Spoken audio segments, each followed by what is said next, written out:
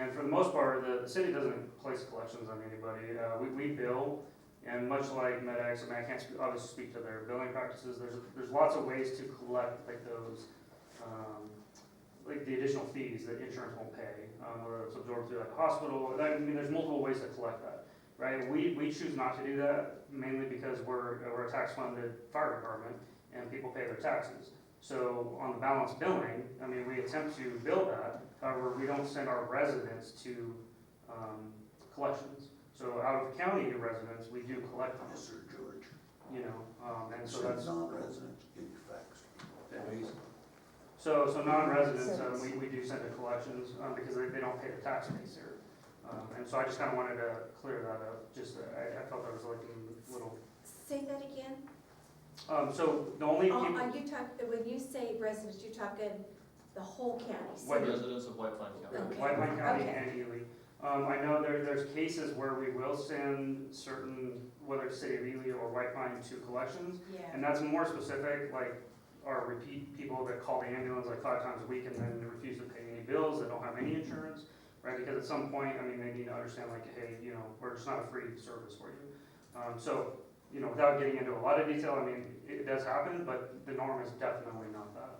We don't want to send a collections on our residents. So, I don't know if there's any other questions I can answer on billing practices.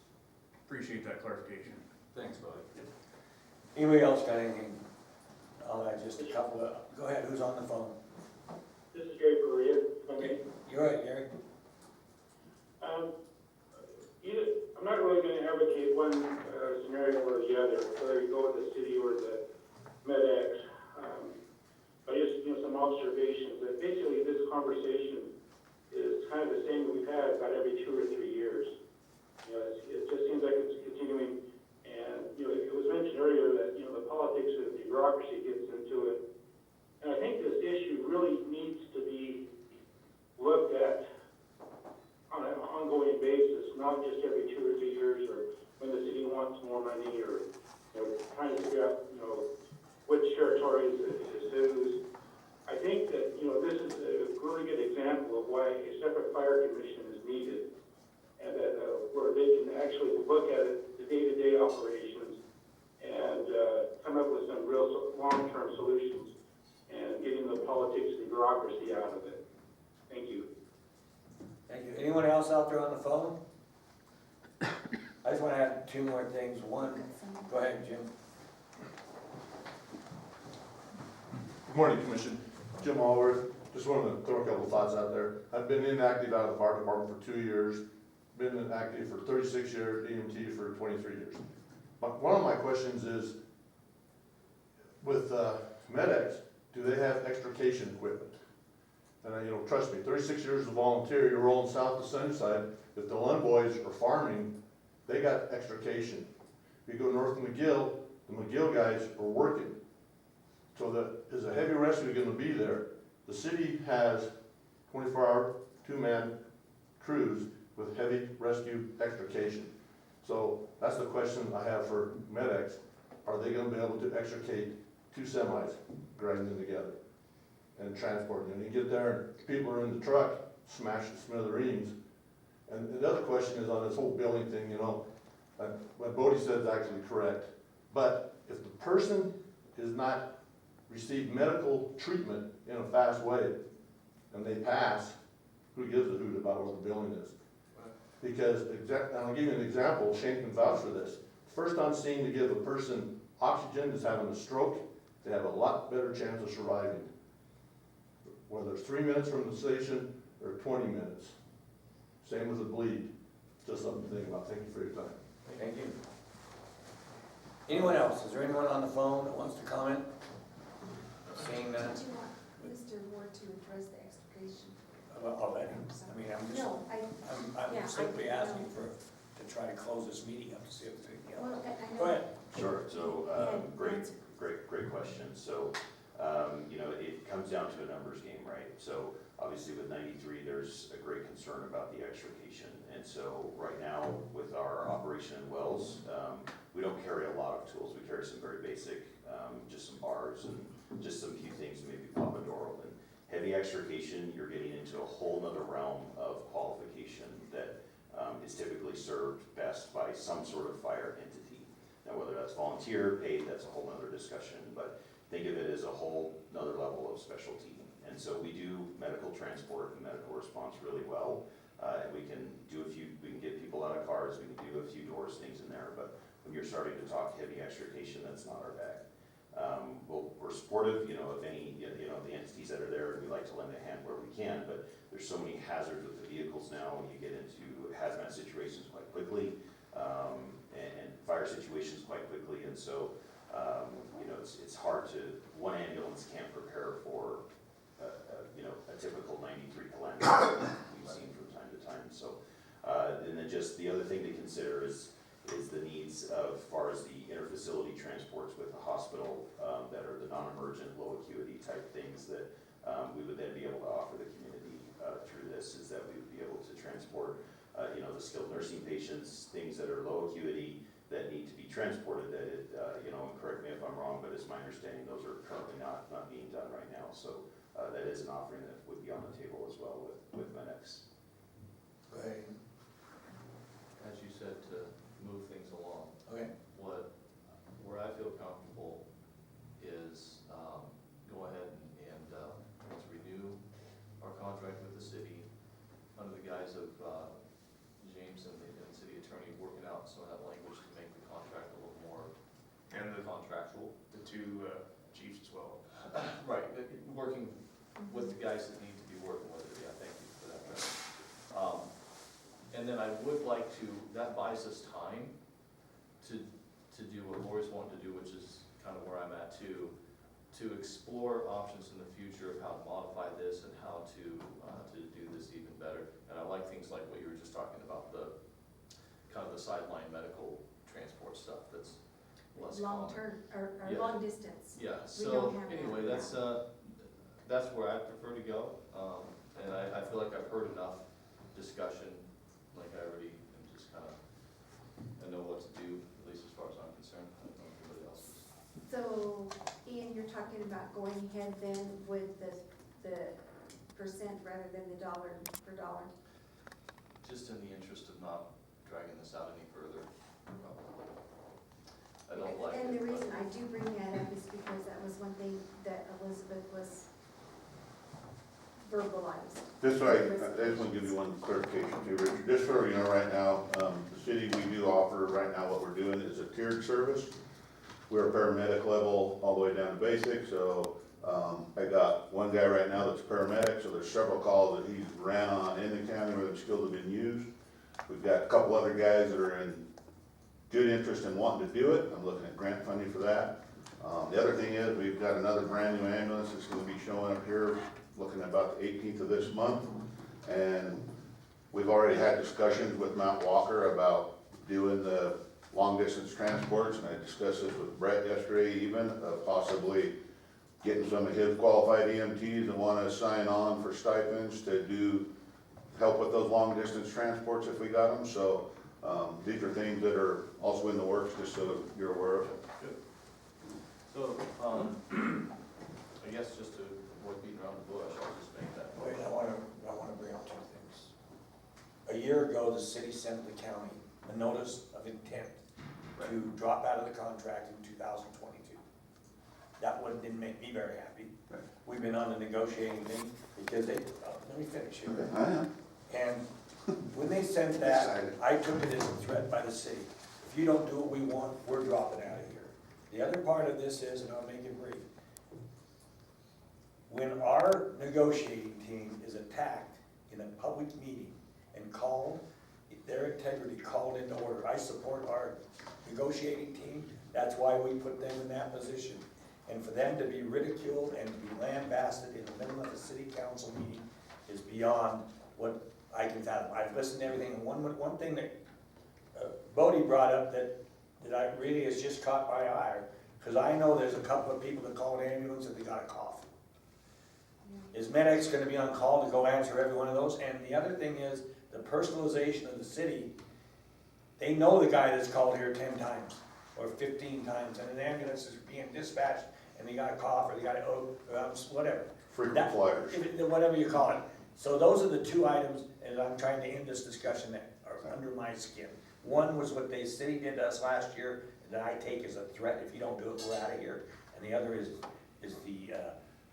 in a public meeting lambasting our negotiating team, calling One thing just to clarify that thing, and I know a letter was sent. So when this initially started, okay, this has been explained over and over in the negotiation meeting and everything. When this initially started, this was pre-COVID, everything, the revenues weren't coming in like was originally predicted with all the documentation. COVID come, the state sent out all their notices, oh, things are going to hell, the world is falling, like you said, the sky is falling. So everybody got panic mode, okay, including the city, 100% they did. And the way the contract read, if they didn't put in notice of intent to get out of the contract, and we couldn't negotiate and come to an agreement, now they're stuck a whole additional year. So say we lose $200,000 last year, and if we didn't put the intent to get out of the contract, should you not build the thing, now you're stuck a whole nother year. Now there's another 200,000, say, or whatever it is. That was the reason that was put out. And I know there was a letter sent to you guys explaining that. So it wasn't like a hostage thing, you know, we're gonna hold you hostage if you don't pay it. So it was a negotiation thing, and James knows, when this first started, Mike Weeble was in there, we went 6 or 7 meetings that we kept saying, well, counter offer something. There was never a counter offer. It was always, we need more information. We need more information. We need more information. We went probably 6 meetings of nothing happening other than talking, arguing, not coming to an agreement, and people going back and getting more information. Am I right? That's because we That's- started out, I'm Right. sorry, go ahead. Yeah, I did not mean to interrupt you. That is correct. So, Okay, so the one. so I'm just trying to say that we're not trying to hold you hostage. One at a time. Okay. Go ahead, Jake. I apologize that we're getting back into this again, you know, instead of just, you know, moving forward with the motion. No, that is correct. Mhm. The reason why we needed that information is we needed to know what is the city suffering. When we got the information, the city is suffering 0. They are actually getting paid more between their revenues from the transports and what the county is paying them, than it's costing them to, by their own numbers, service this contract. So when you ask for another $200,000 on top of $150,000, everybody in that room, and you agreed, I remember you saying it, said that was an unreasonable proposal. Now, if you start a negotiation with an unreasonable proposal, and I see Shane Manueli's on the line here, if he wants to jump in, Shane Manueli and myself have negotiated hundreds of cases together. If he ever called me out on an unreasonable proposal, what I do, and I agree, and I said, you know what, that was unreasonable, I come back with a reasonable proposal, and then we negotiate. We stood across the table, said this is an unreasonable proposal, everybody agreed. I literally said, what would be reasonable? And what was said to me is just stood there and give us a counteroffer. So, yeah, we wasted a lot of time. We did, we wasted a lot of time. And It's frustrating for all of us that are doing it. And I want to tell you, Pat, I appreciate you. He kept bringing those negotiations back to, let's figure out what we need. But we had people on the other side just digging their heels in and said, here's my unreasonable proposal that I agree is unreasonable. Give me a counteroffer. So at one point I said, well, let's go back to the contract that we already have. Obviously that wasn't accepted. So there was no justification for an extra dime. And I understand where everybody is coming from, that's why we wasted so much time. Sure, it was a big waste of time. I hate meetings where nothing gets accomplished. So Basically, I hate most meetings. yes. Go ahead. Richard, to satisfy what you're saying, and because of your frustration, and it's mine as well, Yeah. that's why I say, so I would make the motion to go ahead and renew with the city, with the caveat that Mr. Beecher, city attorney, and our boots on the ground work together to tie this thing up a little better in terms of language on the contract. And specifically, what I care about, probably what you care about, is really making sure that it's not so easy to just get in and out. And I hear what Pat's saying. I'm in good faith. I'm just going to accept that answer as we did this because we thought we were in trouble financially. Fine.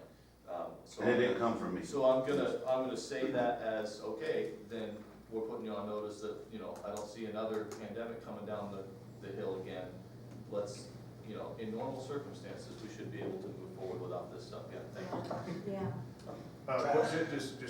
One question, and this is more just a comment that maybe James and the attorney can think of, but, it always seems like no side trusts either side, it is what it is, politics. But maybe maybe we have a standard as the audited book numbers, I mean, we have to get an audit, they have to get an audit, boom, there's the numbers. That's the standard, that is ingrained in that contract, where we make a percentage, I don't know if the cost or whatever, but if the costs rise and then we have to, then there's an automatic trigger in there. I don't know, that's for what, James and the city attorney discussed, but I think if there's like, if we can just hold it to a number standard instead of an emotion standard, or a political standard, if you will, I think, that would be, to me, would just make the most sense, and hopefully would kind of quell these concerns of, well, we're gonna do this every 2 or 3 years. Well, if we put a standard in there that makes it where, the money side is handled, it seems like our chiefs are gonna handle themselves just fine, so I think that would be a good bridge that could hopefully memorialize this better. Travis, that's exactly what I was gonna bring up, that they're audited numbers that prove the actuals.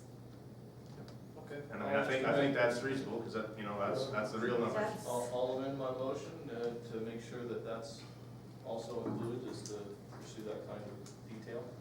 And then, yeah, and then, I don't know if we can go in there, I mean, I know that's probably something for another time, but there's verbiage in there so far as good faith, so that you don't throw out. Sure. That So type I of would just stuff. say, obviously, this is to You be ratified later, once we see the actual contract, but I'd make the motion to move forward pending ratification of the actual contract. Do we have a term?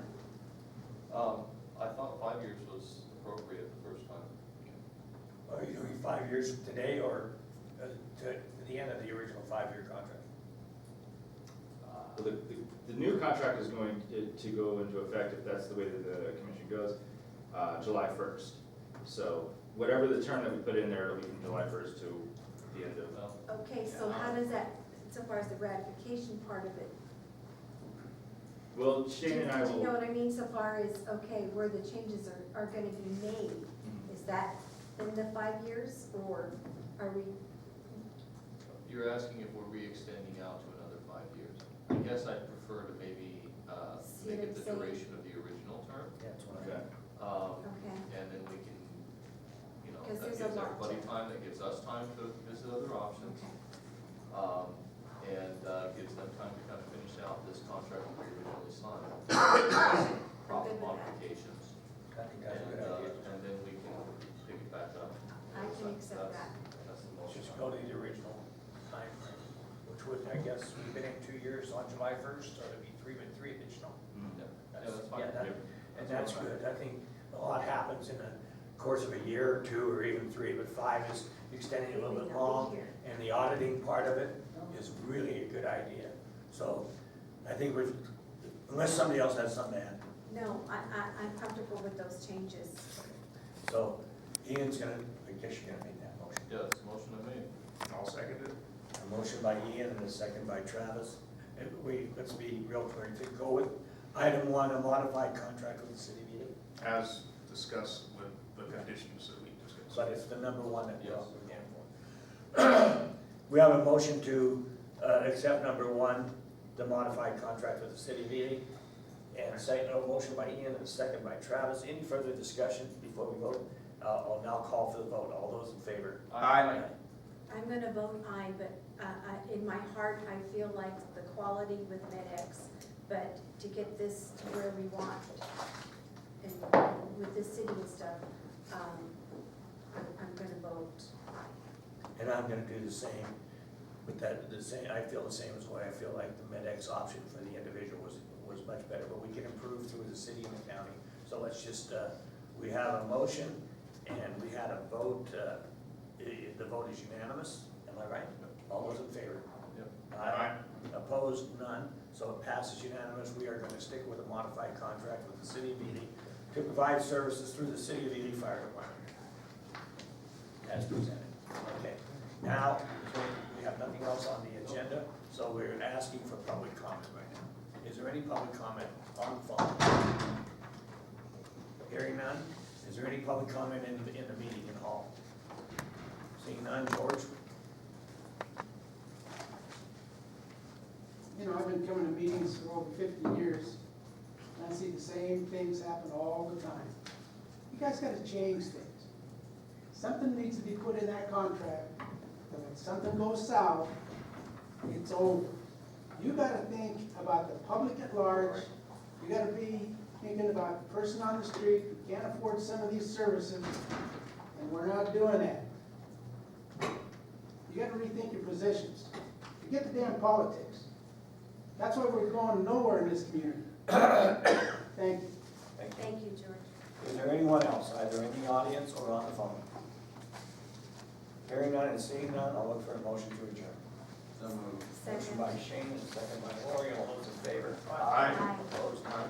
Thank you very much, see you all Wednesday. Thank you.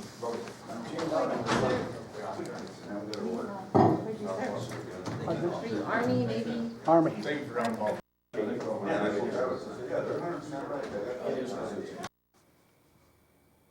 This has been a Georgetown production. George Chachas reporting.